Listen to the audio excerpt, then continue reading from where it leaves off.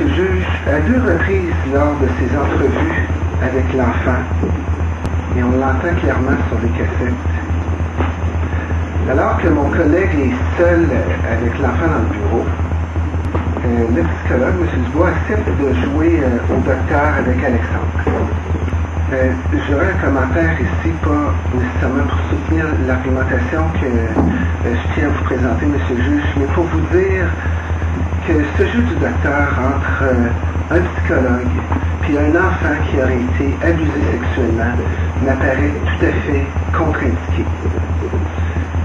Premièrement, pour l'enfant lui-même, et deuxièmement, je considère que le psychologue, peut-être sans le savoir, court à ce moment-là un très grand risque. Dans ce jeu, il suffit d'imaginer que l'enfant par mégarde aurait accroché, parce qu'on sait, parce qu'on a entendu le psychologue s'étend, puis l'enfant le sculpte. C'est un jeu, là, puis ça je le sais, là.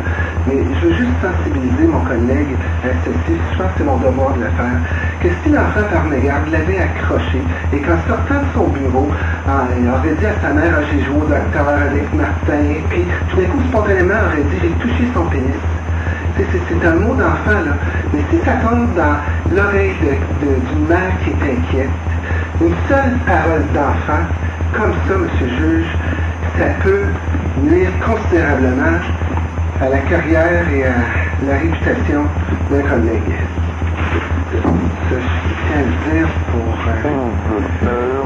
avoir la conscience tranquille. Bon.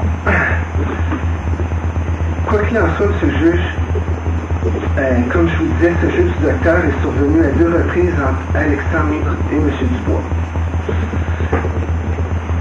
Lors de l'écoute des cassettes d'entrevue, on peut comprendre que pendant ce jeu, M.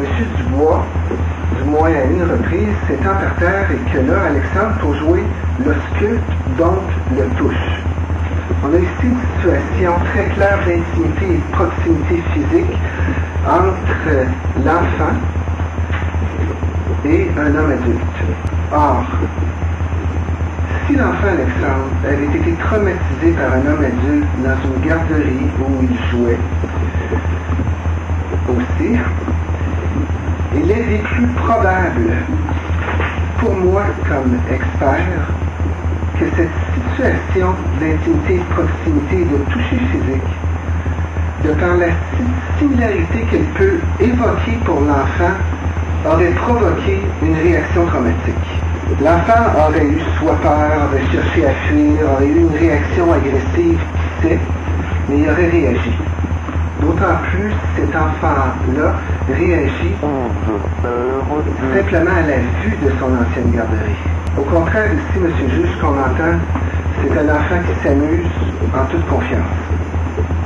Donc, comme psychologue, je remets sérieusement en question les réactions traumatiques, la question des réactions traumatiques chez cet enfant.